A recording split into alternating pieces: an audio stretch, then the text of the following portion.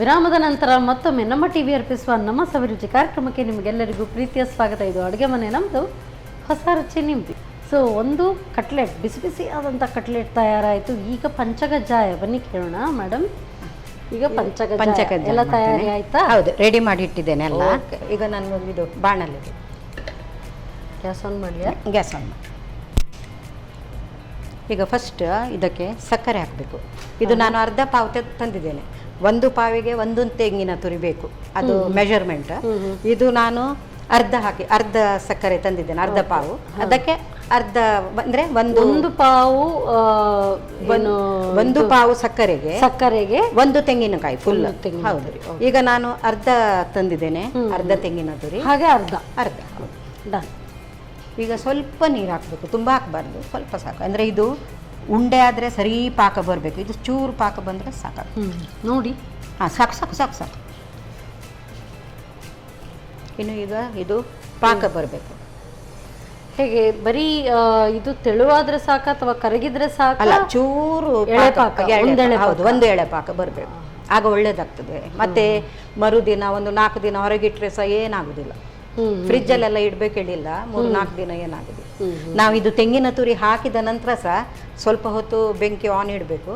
ಆಗ ಅದು ಏನಾಗುದಿಲ್ಲ, ಹಾಳಾಗುದಿಲ್ಲ. ಅಂದ್ರೆ ಈ ಸಕ್ಕರೆ ಪಾಕಕ್ಕೆ ಹಾಕ್ತೀರಾ? ಸಕ್ಕರೆ ಪಾಕ ಆದ ಕೂಡಲೇ ಇದು ತೆಂಗಿನ ತುರಿ ಹಾಕ್ತೇನಲ್ಲ, ತೆಂಗಿನ ತುರಿ ಹಾಕಿದ ನಂತರ ಒಂದು 2 ನಿಮಿಷ ಅದನ್ನು ಬೇಯಿಸಬೇಕು. ಹೌದು, ಇಲ್ಲಾದ್ರೆ ತೆಂಗಿನ ತುರಿ ಹಾಕಿದ ತಕ್ಷಣ ಅದು ಒಂದು ನೆಕ್ಸ್ಟ್ ಡೇಗೆಲ್ಲ ಹಾಳಾಗುತ್ತೆ. ಅಂದ್ರೆ ನಾವು ಚೌತಿಗೆ ಅಂದ್ರೆ ತುಂಬಾ ಮಾಡ್ತೇವಲ್ಲ, ಅದು ಮತ್ತೆ 3-4 ದಿನ ನಾವು ಪ್ರಸಾದ ಹೇಳಿ ಎಲ್ಲರಿಗೆ ಹಂಚುತ್ತೇವೆ, ಆಗ ಅದು ಹಾಳಾಗುದಿಲ್ಲ. ಹಾಗೆ ಹೌದು, ಪಾಕ ತೆಗೆದ್ರೆ ಯಾವಾಗಲೂ ಹಾಳಾಗುದಿಲ್ಲ. ಓಕೆ, ಡೈರೆಕ್ಟ್ ಸಕ್ಕರೆ ಎಲ್ಲ ಹಾಕಿ ಮಾಡಿದ್ರೆ ಬೇಗ ಹಾಳಾಗ್ತದೆ. ಸೊ ಹೇಳುವಾಗ ನೋಡಿ, ಎಷ್ಟು ಪಂಚಕಜ್ಜಾಯ ನಾವು ಖಾಲಿ ಹಸಿಯಾಗಿ ಕೂಡ ಅವಲಕ್ಕಿಯಿಂದ ಕೂಡ ಮಾಡ್ತೇವೆ. ಈಗ ಅವಲಕ್ಕಿಯಿಂದವಾ ಯಾವುದರಿಂದ?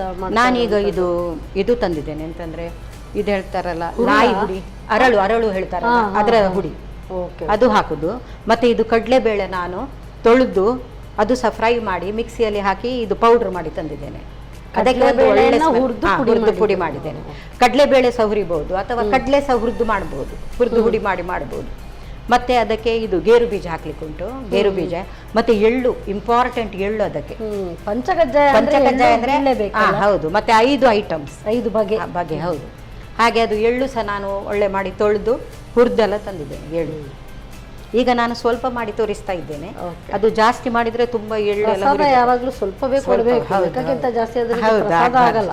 ಹೌದು, ಮತ್ತೆ ಪ್ರಸಾದ ಯಾವಾಗಲೂ ಹಂಚಿ ತಿನ್ಬೇಕು, ಆಗ ತುಂಬಾ ಪುಣ್ಯ ಬರ್ತದೆ. ಖಂಡಿತ, ಅದು ದೇವರಿಗೆ ಇಟ್ಟರೆ ಪ್ರಸಾದ, ಇಲ್ಲದಿದ್ರೆ ಹಾಗೆ ಪಂಚಗಜ ಹಾಗೆ ಹೇಳ್ಬೋದು. ನಾವು ದೇವರಿಗೆ ಮಾಡ್ತೇವೆ, ಅದರಿಂದ ಅದು ಶುದ್ಧದಲ್ಲಿ ತಲೆ ಸ್ನಾನ ಮಾಡಿ ಯಾವುದು ಸಹ ನಾವು ಟೇಸ್ಟ್ ಎಲ್ಲ ನೋಡಬಾರ್ದು ದೇವರಿಗೆ ಇಡುವ. ಹಾಗೆಲ್ಲ ಅದು ಚಂದ ಮಾಡಿ ಹುರಿದು ತಲೆಗೆ ಸ್ನಾನ ಮಾಡಿ ಬಂದು ಅದೆಲ್ಲ ತೊಳೆದು ಮತ್ತೆ ಕ್ಲೀನಾಗಿ ಮಾಡಬೇಕು ದೇವರಿಗೆ ಮಾಡುವಾಗ. ಎಲ್ಲ ಒಳ್ಳೆ ಮಾಡಿ ತೊಳೆದೆಲ್ಲ ಮಾಡಬೇಕು.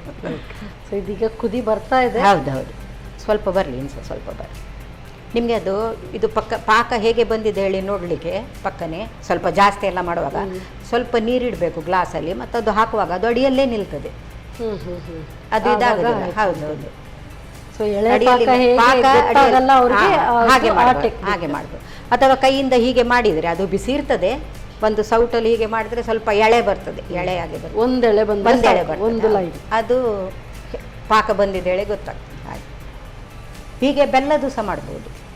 ಬೆಲ್ಲದ ಹುಡಿ ಅದು ಕೂಡ ಪಾಕ ಮಾಡಿ ಎಳೆ ಪಾಕ ಮಾಡಿಯೇ ಮಾಡಿ. ಇದು ಸಾಕಿದೆ, ಎಳೆ ಬಂತ. ಹೌದು, ಗ್ಯಾಸ್ ಸ್ವಲ್ಪ ಸಿಮ್ ಮಾಡಿ, ಬೇಡ ಸಿಮ್ ಮಾಡಿ ಇದು ಹಾಕಿ ಒಂದು ಕುದಿ ತೆಗಿತೇನೆ. ಇದು ಅರ್ಧ ತೆಂಗಿನ ಹೋಳು ತಂದಿದ್ದು,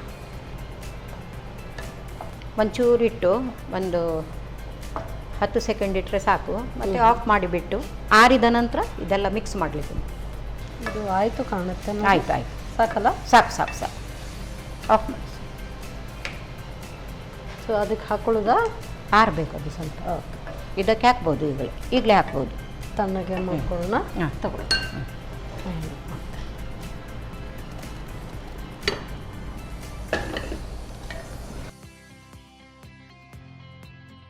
ಈಗ ಇದು ಮಿಕ್ಸ್ ಮಾಡಿ ಆಯಿತು. ಈಗ ಇದಕ್ಕೆ ಒಂದೊಂದೇ ಹಾಕೋದು. ಇದಕ್ಕೆ ಫಸ್ಟ್ ಈಗ ಕಡಲೆಬೇಳೆ ಹುಡಿ ಮಾಡಿದ್ದು ಹಾಕ್ತೇನೆ.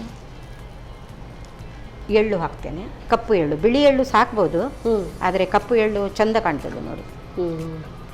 ಮತ್ತು ಇದಕ್ಕೆ ಗೇರು ಬೀಜ ಹಾಕ್ತೇನೆ. ಗೇರು ಬೀಜ ಆಪ್ಷನಲ್ಲ ಅಂತ?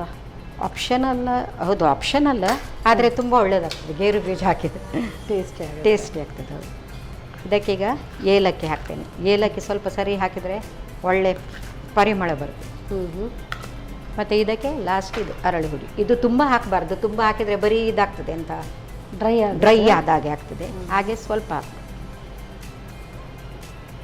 ನೋಡಿ ಹಾಕಬೇಕು. ಒಮ್ಮೆ ಹಾಕಿದರೆ ಮತ್ತೆ ತುಂಬ ಡ್ರೈ ಆದರೆ ಅಷ್ಟು ಒಳ್ಳೆಯದಾಗೋದು. ಸಾಕಿದು ಡ್ರೈ. ಸೊ ಈ ಅದ ಒಂದು ಸ್ವಲ್ಪ ಅಂಟು ಥರನೇ ಬರಬೇಕು. ಅಂಟು ಥರ ಬರಬೇಕು. ಅದು ಡ್ರೈ ಆಗುತ್ತಾ ಮತ್ತೆ? ಇಲ್ಲ ಏನಾಗೋದಿಲ್ಲ, ಡ್ರೈ ಆಗೋದಿಲ್ಲ, ಇಷ್ಟೇ ಇರ್ತದೆ. ಆದರೆ ತುಂಬ ಅದು ಅರಳು ಹುಡಿ ಹಾಕಿದರೆ ಆಗ ಡ್ರೈ ಆಗ್ತದೆ. ಹೌದು, ಹಾಗೆ ಆಯ್ತು. ಈಗ ಆಯಿತು, ಸೊ ಮಾಡಿ.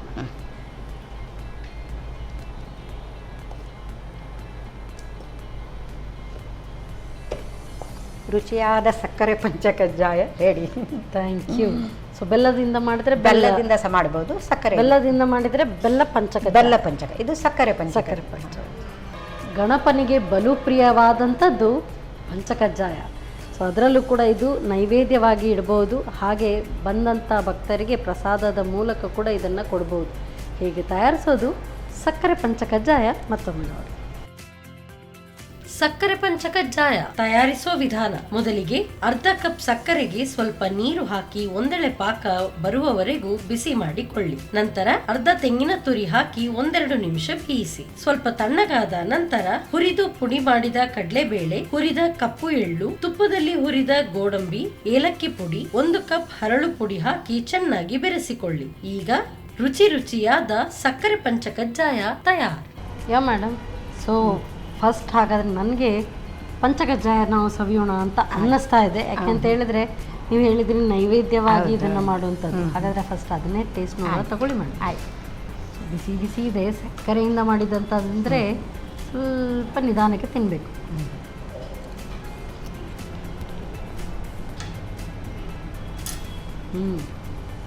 ಈ ಥರ ಪ್ರಸಾದ ಇದೆಯಲ್ಲ, ಆಗ್ತಾ ಇದೆ. ಒಂದ್ಸರಿ ಹಾಗೆ ಸ್ವಲ್ಪ ಸಾಕು ಅಂತ ಹೇಳಿ ತಗೊಳ್ತೀವಿ, ಮತ್ತೆ ಸ್ವಲ್ಪ ಕೊಡ್ತಾ ಇರುವಾಗ ಇನ್ನೂ ಬೇಕು ಅನಿಸುತ್ತೆ. ತುಂಬ ಚೆನ್ನಾಗಿದೆ.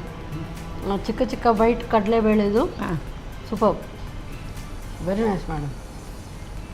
ಅದನ್ನೇ ತಿನ್ನೋಣ ಅಂತ ಅನಿಸ್ತಾ ಇದೆ. ನೋಡೋಣ, ತಗೊಳ್ಳಿ. ಸಾಫ್ಟ್ ಸ್ಮೂತ್, ಏನು ತುಂಬ ಧಾಮ್ ಏನಿಲ್ಲ.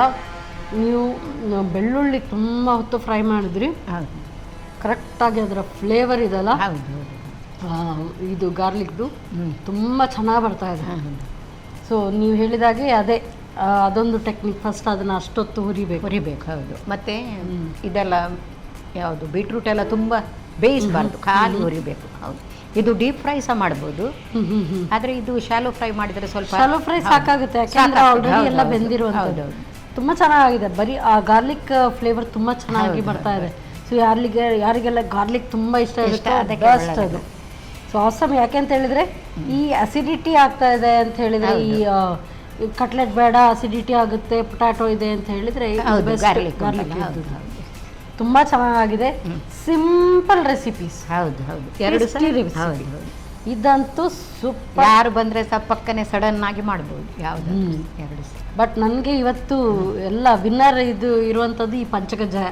ತುಂಬ ಚೆನ್ನಾಗಿದೆ. Thank you so much madam. So ಒಳ್ಳೆ ರೆಸಿಪಿ ಹೇಳ್ಕೊಟ್ಟಿದ್ದೀರಿ, ಅದಕ್ಕೋಸ್ಕರ ಸಂತೋಷ್ ರೈಸ್ ಮಿಲ್ಸ್ ಇವರ ವತಿಯಿಂದ ಕುಚ್ಚಲ. Thank you. ಹಾಗೆಯೇ ನಾನಾ ಮಸಾಲ ಇವರ ವತಿಯಿಂದ ಕೂಡ ಕಿರುಕಾಣಿಕೆ. Thank you. ಸೊ ಎಲ್ಲರ ಅಚ್ಚುಮೆಚ್ಚಿನ ಸೋಪ್ ಶಶಿ ಸೋಪ್. ಶಶಿ ಇದ್ದಲ್ಲಿ ಕೊಳೆಯ ಮಾತಲ್ಲಿ. ಸೊ ಇವರ ವತಿಯಿಂದ ಕೂಡ ಕಿರುಕಾಣಿಕೆ. Thank you so much madam. ಪಂಚಕಜ್ಜಾಯ ಅಂತೂ ಸೂಪರ್ ಆಗಿ ಆಗಿದೆ. ಸೊ ಎಲ್ಲ ಪಂಚ ಬೆರಳನ್ನು ಕೂಡ ಹಾಗೆ ಚಪ್ಪರಿಸ್ಕೊಂಡು ತಿನ್ನುವಂಥದ್ದು. ಪ್ರಸಾದ ಆದರೆ ಏನಂತೆ, ಅದು ಕೂಡ ಟೇಸ್ಟಿ ಆಗಿರಬೇಕು. ತುಂಬ ಚೆನ್ನಾಗಾಗಿದೆ. ಖಂಡಿತವಾಗ್ಲೂ ನೀವು ಇದನ್ನು ಟ್ರೈ ಮಾಡಿ ನೋಡಿ. ಮತ್ತೆ ಮುಂದಿನ ಸಂಚಿಕೆಯಲ್ಲಿ ಇಂಥದ್ದೇ ಸೂಪರ್ ರೆಸಿಪಿಯೊಂದಿಗೆ ನಾನು ನಿಮ್ಮ ಮುಂದೆ ಬರ್ತೇನೆ. ಅಲ್ಲಿವರೆಗೂ ನಮಸ್ಕಾರ.